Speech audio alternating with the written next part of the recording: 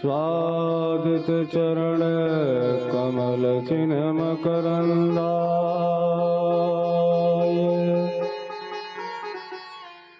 भक्त जनमानस निवासाय श्री रामचंद्राय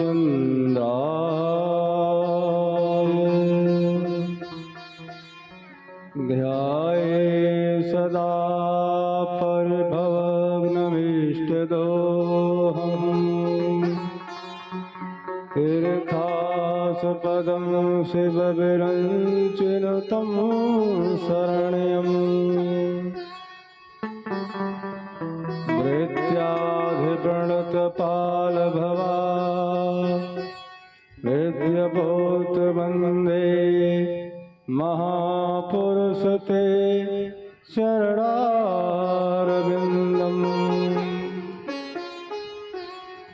स्वकृत्वा सुदश्च सुरे स्थित राज्यलक्ष्मी धर्मिष्ठः आर्यवर्चसायाय जगादरणम् मायामृगदये हितं मनधावत वन्दे महापुरुषते शरणारविन्दम् वंशी विभूषितकरा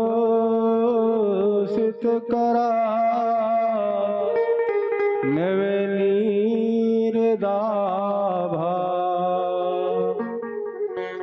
पीताम्बरादरुणबिम्बफलाधरोष्ठा पूर्णेन्दुसुन्दरमुखा गर्वेन्द्रनेत्रा कृष्णाद तत्परं किमपि तत्त्वमहं न जाने नारायणं नमस्कृत्यं चैव नरोत्तमं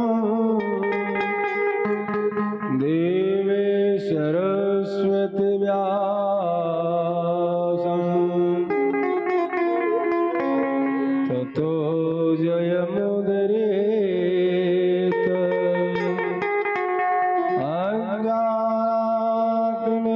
अज्ञानतिमिरान्धस्य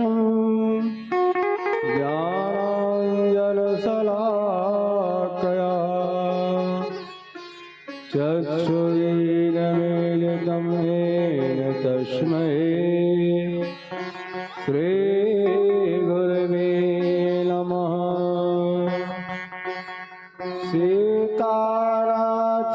सीतानाथसमारम्भा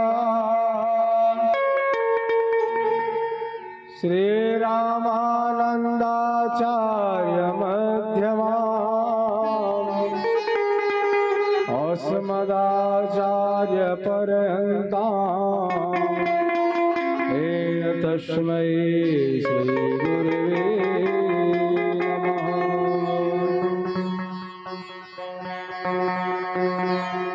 गौराङ्गयः राम हरि गौराङ्गयः रसमयं नित्यं रसाचार्यरसोत्सुकं रामहर्षणदेवाख्या सद्गुरु प्रणम्यामि। जय जय श्री राधारमण जय जय श्री नवल किशोर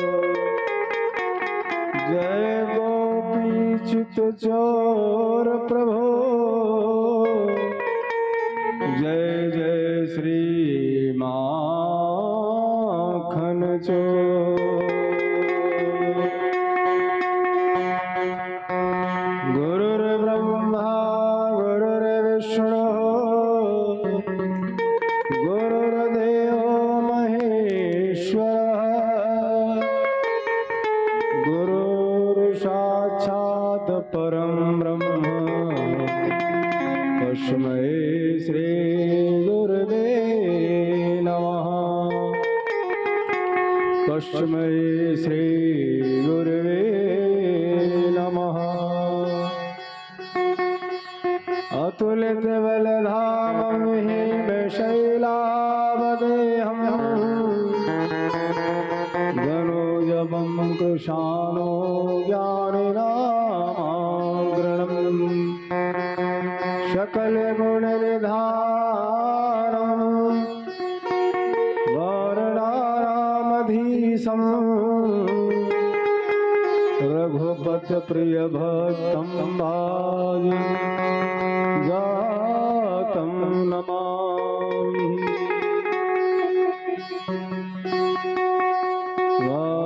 वाजजातं नमामि। श्री राम मैं सब जग जानी, करहु प्रणाम जोर जुग पानी। करहु प्रणाम जोर जुग पानी। ब्रह्म सोएगा श्री हनुमान जी महाराज की जय। गणपति गजानन भगवान की जय। वृंदावन बिहारी लाल की जय। गौरा भवानी की जय। श्रीमद् भागवत महापुराण की जय। श्री राम देवता की जय। परम मंगलमय अकारण करुणावरुणालय सच्चिदानंद स्वरूप भगवान श्री कृष्ण गोविंद के चरणों में बारंबार नमन करते हुए जो आध्यात्मिक, आदि दैविक तथा आदि भौतिक तीनों पापों का शमन करने वाले हैं, ऐसे गोविंद के चरणों में बारंबार नमन प्रणाम करते हुए आज भगवान की कृपा से इस भागवत रूपी गंगा में गोता लगाने का सौभाग्य, तीसरे दिन की कथा सुनने का सौभाग्य प्राप्त हुआ है। इस कथा में सर्वप्रथम गोविंद के चरणों में नमन करते हुए कथा के मुख्य श्रोता श्री हनुमान जी के चरणों में नमन करते हुए प्रणाम करते हुए और इस कथा के मुख्य आयोजन यजमान पंडित श्री शेषमणि पांडे जी, उनकी पत्नी श्रीमती चंदन देवी जी, आप लोगों को मंच के माध्यम से राधे राधे। और इस कथा में जितने आचार्यगण लगे हैं आप लोगों को भी मंच के माध्यम से राधे राधे। संगीत के जितने भी गंधर्व कलाकार हैं आप लोगों को मंच के माध्यम से राधे राधे। दूर दराज से आए हुए जितने भी श्रोतागण हैं, भक्तगण हैं, आप लोगों को मंच के माध्यम से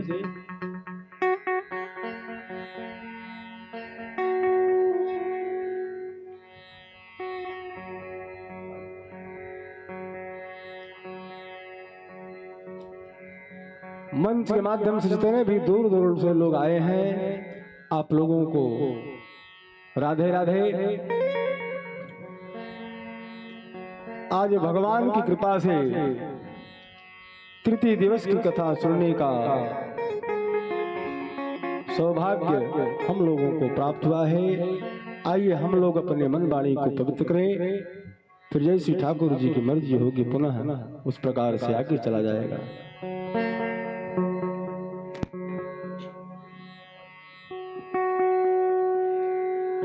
और इस कथा में उपस्थित हुए हैं आज श्री परमेंद्र मिश्रा जी भदोही से आए हैं, आपको भी मंच के माध्यम से राधे राधे। आइए हम लोग अपने मन वाणी को पवित्र करें, पुनः आगे बढ़ते हैं।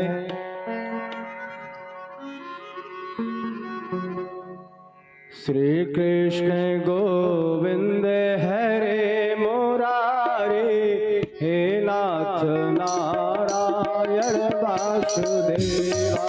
श्री कृष्ण गोविंद हरे मुरारे, हे नाथ नारायण वासुदेवा।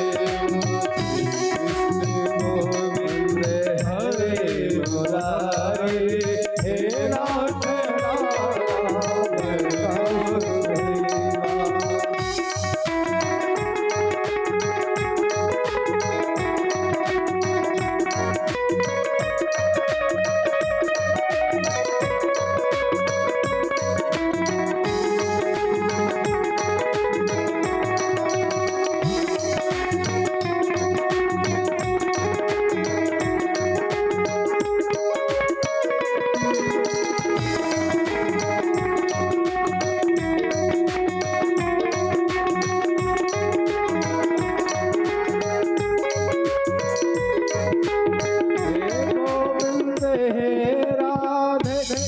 गोविंद हे राधे, हरे कृष्ण गोविंद हरे मुरारी। गोविंद हे कृष्ण हे राधे, हे कृष्ण गोविंद हे राधे, कृष्ण गोविंद हरे मुरारी, हे नाथ नारायण वासुदेवा। श्री कृष्ण गोविंद हरे मुरारी, हे नाथ नारायण वासुदेवा।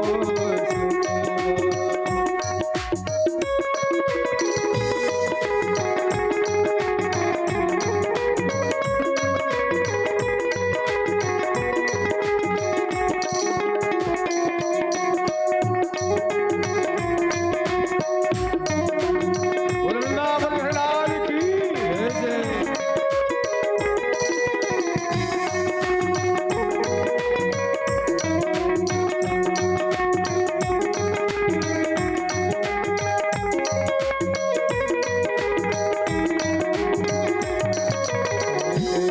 गोविंद हरे मुरारे, हे नाथ नारायण वासुदेवा। श्री कृष्ण गोविंद हरे मुरारे, हे नाथ नारायण वासुदेवा। श्री कृष्ण गोविंद हरे मुरारे, हे नाथ नारायण वासुदेवा। हे नाथ नारायण वासुदेवा, हे नाथ नारायण वासुदेवा। वृंदावन हरलाल की जय हो। श्री कृष्णाय वासुदेवाय नमः। श्री पुराण पुरुषोत्तमाय नमः।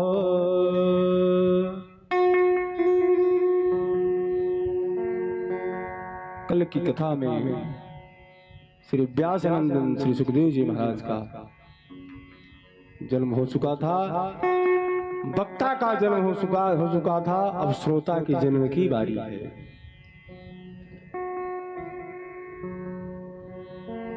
भागवत श्री वेद व्यास जी के पास श्री सुखदेव जी महाराज पधारे हैं, चरणों में नमन किया। गुरुदेव, ये क्या प्रमाद हमें भी मिलेगा अपने प्रिय पुत्र को पाकर के प्रसन्न मुद्रा में।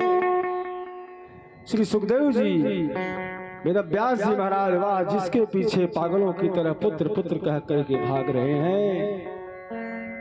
वेद व्यास जी लेकिन सुखदेव जी भगे चले जा रहे हैं। केवल गोविंद का गुणागान करना जिनका लक्ष्य है, आज श्री सुखदेव जी चले जा रहे हैं। केवल सुखदेव जी दीवाने हो गए हैं। वही भागवत संहिता के आत्मसात करने के बाद भी उन्हीं श्री सुखदेव जी महाराज के अवसर आने पर परीक्षित के सामने श्रीमद् भागवत की कथा परीक्षित जी के सामने परोस दिया है। सुखदेव जैसे परमहंस 7 दिन तक उनके सामने बैठे रहे, जो गोदोहन काल तक नहीं रुकने वाले हैं। फिर उन्होंने 7 दिन लगातार रुक करके परीक्षित जी को किस जगह एक जगह बैठा करके कथा को सुनाया। परीक्षित ने भागवत कथा क्यों सुनी,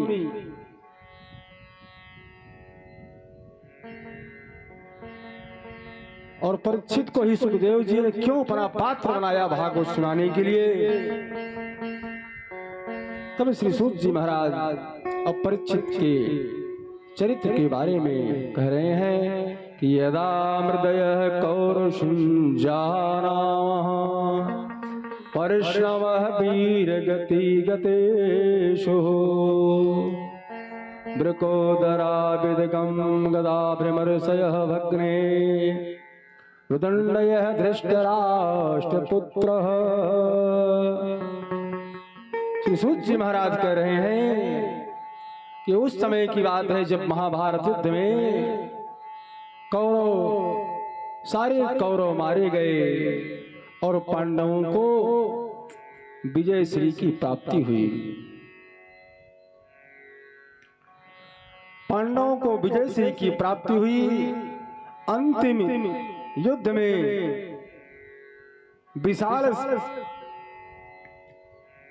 विशाल गदा से, भीमसेन की गदा से दुर्योधन की जंघा टूट चुकी है। मूर्छा अवस्था में दुर्योधन को छोड़कर के सारे पांडव अपने शिविर में वापस आ गए हैं। और उसी समय एकांत में दुर्योधन कुरुक्षेत्र में पड़ा है।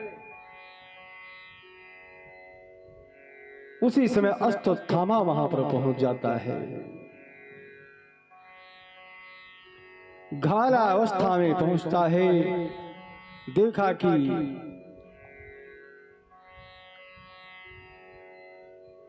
दुर्योधन की यह अवस्था हुई है, वह विकल हो गया। दुर्योधन के पास आया और उसने कहा कि मित्र, मैंने तुम्हारा वैभव भी देखा है कि तुम किस प्रकार से तुम्हारा वैभव था। दिव्य साम्राज्य हमने देखा। आज ऐसे महापुरुष का यह हाल हुआ है, यह दुर्दशा हुई है। बताइए मित्र। अरे मित्र, वह कौन जो मित्र के काम न आए? हमने आपका नमक खाया है।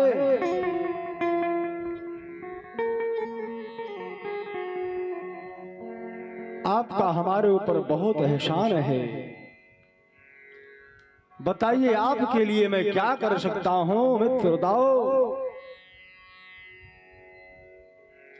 तब दुर्योधन कहता है कि मित्र, हम 100 के 100 भाई थे, पर आज एक भी शेष नहीं बचा। एक भी शेष नहीं बचा। केवल मुझे दुख है इस बात की है कि पांडव 5 थे और 5 में एक भी नहीं मरा। 5 के 5 ज्यों के त्यों बने ही रहे और हमारे 100 के 100 मारे गए। यदि उन 5 पांडवों में से एक मर जाता तो मुझे कम से कम संतोष हो जाता। चलो कम से कम एक तो मरा। अश्वत्थामा ने कहा, जी तुम्हारी यही इच्छा है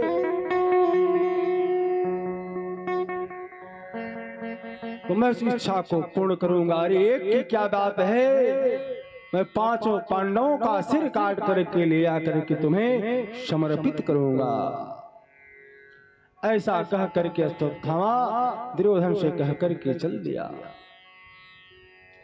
मन में सोचने लगा कि अब किस प्रकार से 5 पांडवों को मारा जाए। अब उसे मन में दिमाग लगाया कि काक उलूक न्याय, क्योंकि रात्रि के समय कौवा दिन में उल्लू को खूब मार लेता है, लेकिन रात्रि में एक ही उल्लू 100 कौवों पर भारी पड़ जाता है। अब अश्वत्थामा के मन में यही विचार आया, किसी प्रकार से 5 पांडवों को मारा जा सकता है। विचार बना करके चल दिया। उधर भगवान पांडवों की तरफ है। भगवान तो काले की गति सब कुछ जानने वाले हैं कि आज अश्वत्थामा आएगा और पांडवों को पर प्रहार करने का विचार मन में बना लिया है। भगवान ने 5 पांडवों से कहा कि आज युद्ध समाप्त हुआ है, विजय मिली है, चलो हम लोग कहीं बाहर चल करके विजय का उत्सव मनाएं। आज 5 पांडवों को लेकर के भगवान घर से बाहर निकल करके रात्रि में चल दिए हैं विजय का उत्सव मनाने के लिए। इधर हुआ क्या है कि आज 5 पांडवों के पुत्र जो हैं जब पिता लोग घर से चले गए हैं तो पांचों पुत्र जाकर के अपने अपने पिता के बिस्तर पर जाकर के लेट जाते हैं। और अश्वत्थामा इधर जो है रात्रि में आकर के आक्रमण कर दिया और पहुंचता है पांचों बिस्तर पर से एक एक करके पांचों पांडवों के पुत्रों का सर काट लिया। सर काट करके जो है लेकर के चल दिया। कहा जाता है कुरुक्षेत्र में जहां दुर्योधन पड़ा हुआ है। पहुंचता है बड़े खुशी मन से कहता है कि मित्र लोग तुम एक की बात कर रहे थे, आज हमने पांचों पांडवों का सिर पकड़ करके लाया है, काट करके लाया हूं।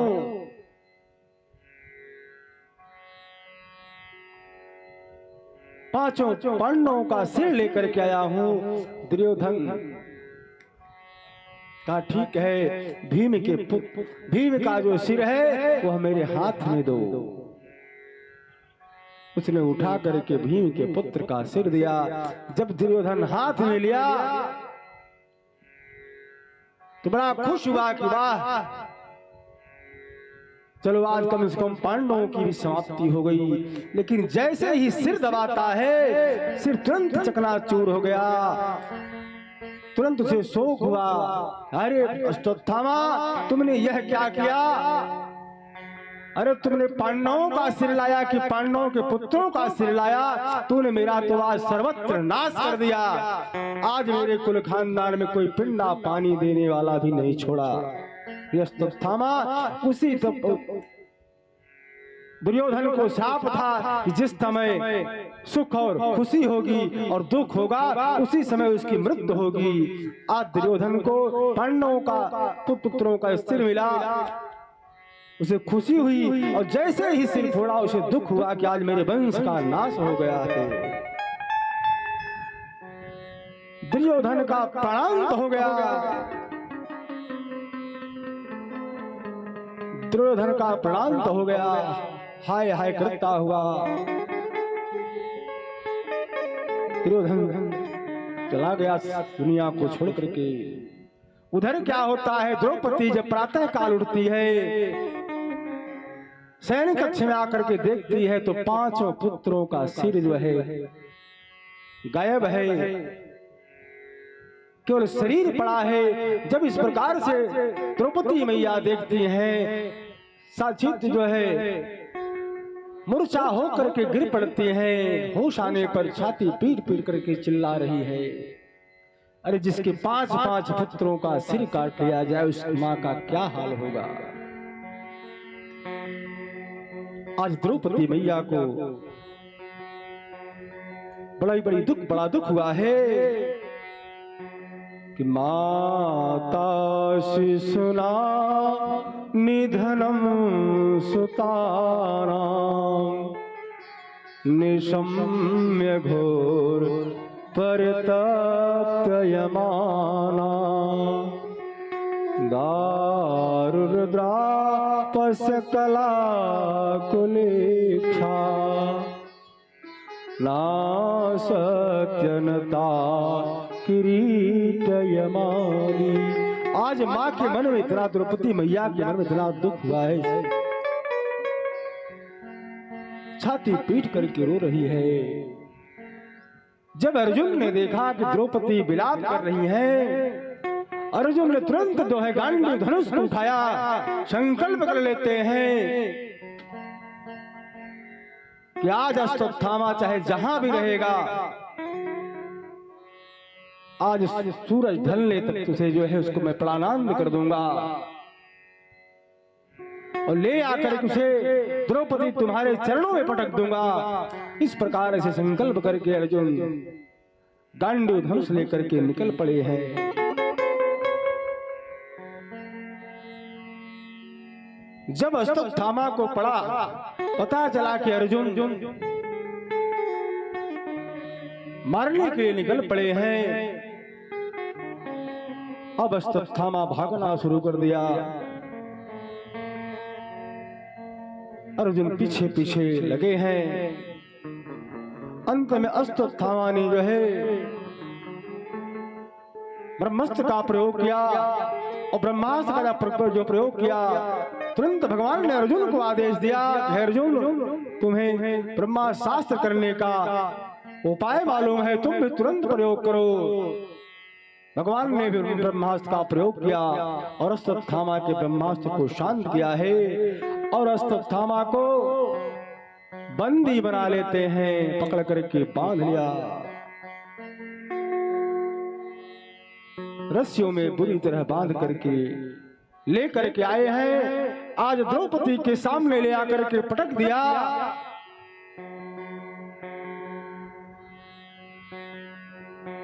भगवान ने उसी समय कहा कि इसका तुरंत मृत्युदंड दे दिया जाए, दे दो।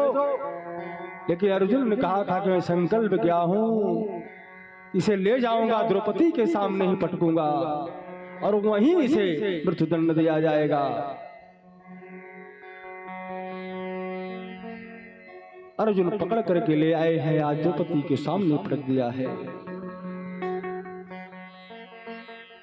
मंत प्रमंतमुनंतः सुतबाल श्रियं जलमयः प्रपन्नः वीरथं मिते हेतरिपो हन्ति धर्मवितयः। जब ले आकर के द्रौपदी के सामने पटक दिया है, द्रौपदी ने दूर से देखा,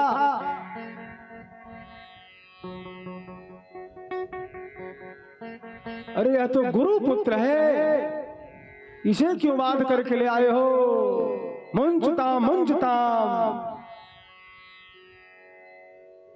द्रौपदी सोची जिसके 5 पुत्र मारे गए हैं, आज जब अश्वत्थामा को लेकर के अर्जुन उसके सामने आए हैं, तब वही द्रौपदी कह रही है कि मुंचताम मुंचताम मुचता में स ब्राह्मणो निरता गुरु। अरे या क्या कर रहे हो?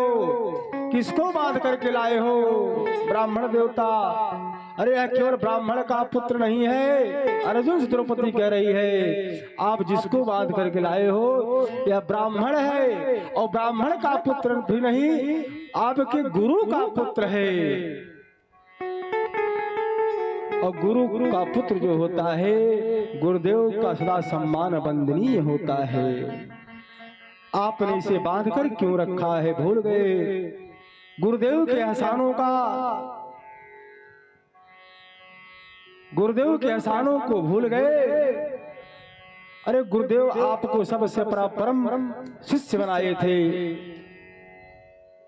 अस्त्र के रहस्य बताए, ऐसे धनुर्धर जो है गुरुदेव के पुत्र को आप बांध करके लाए हो, तुम्हें लज्जा नहीं आती है? अश्वत्थामा सर में के मारे अपना निगाह उठा करके देख भी नहीं रहा है द्रौपदी मैया की तरफ, लज्जा से एकदम। अर्जुन बोले कि हे देवी, क्या तुम भूल गई कि यही जो है ब्राह्मण पुत्र तुम्हारे 5 पुत्रों का हत्यारा है, और वह भी सोते समय में सिर काट करके ले गया है, और तुम इस पर दया दिखा रही हो?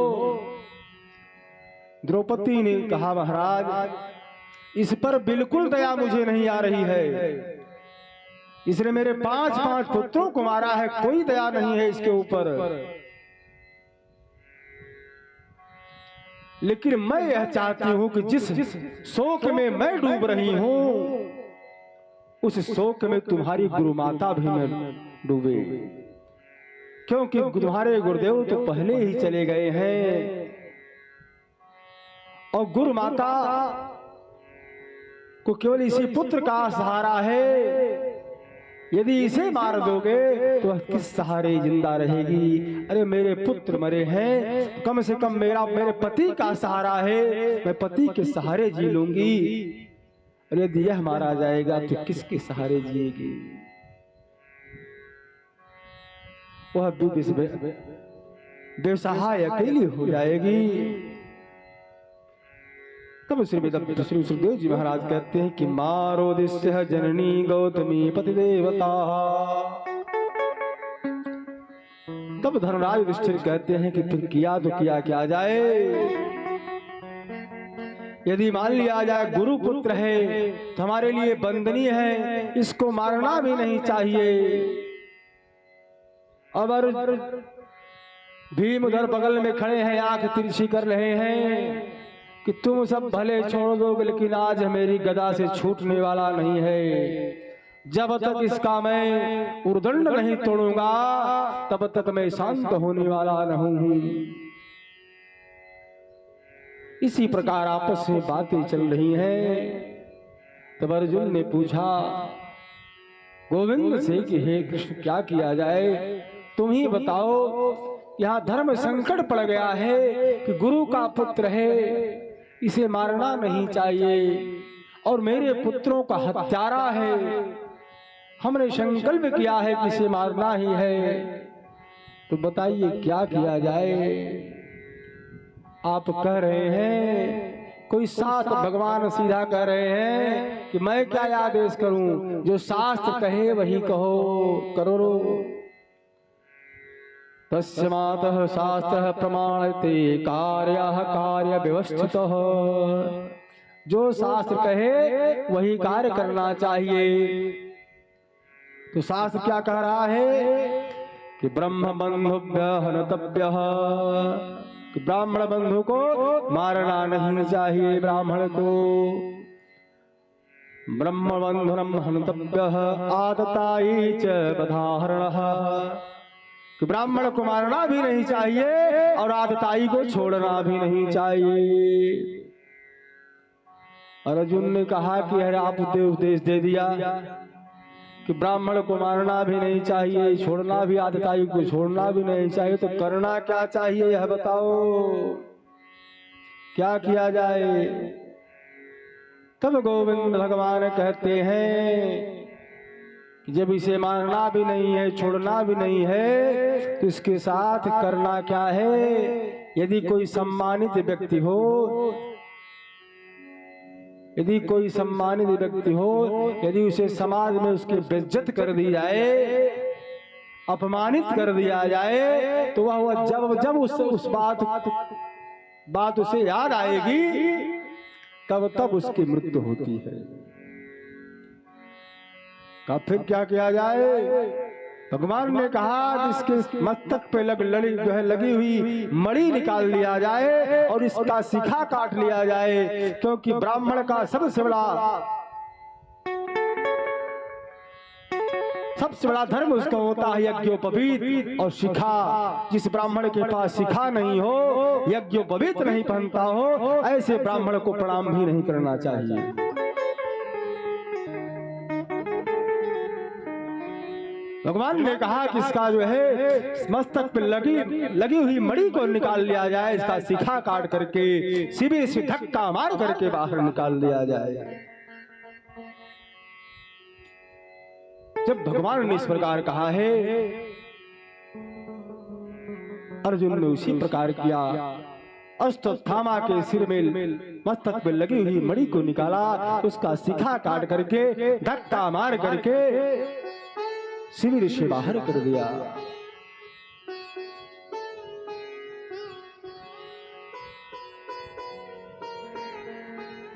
जब शिविर से बाहर कर दिया,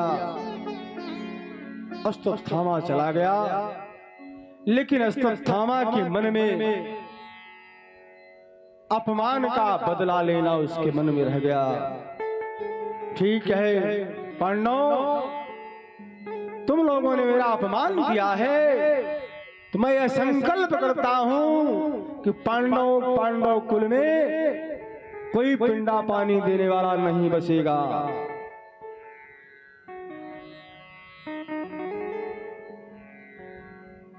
कोई पिंडा पानी देने वाला नहीं बचेगा। पांडव के वंश को नष्ट कर दूंगा। अश्वत्थामा चला गया, मन में उसके यही भाव है। इधर जो है पांडवों को राज सिंहासन मिला, राज्य भार सौंप दिए हैं भगवान। और भगवान अपने मन में विचार करते हैं, अर्जुन से कहते हैं कि हमको बहुत दिन हो गया है, अब हमें द्वारिकापुरी जाना चाहिए। द्वारिका वाले हमारी राह को देख रहे हैं, लेकिन पांडव लोग आज भगवान को विदा नहीं करना चाहते हैं। भगवान बहुत कुछ समझाए हैं, समझा बुझा करके आज भगवान द्वारिकापुरी जाने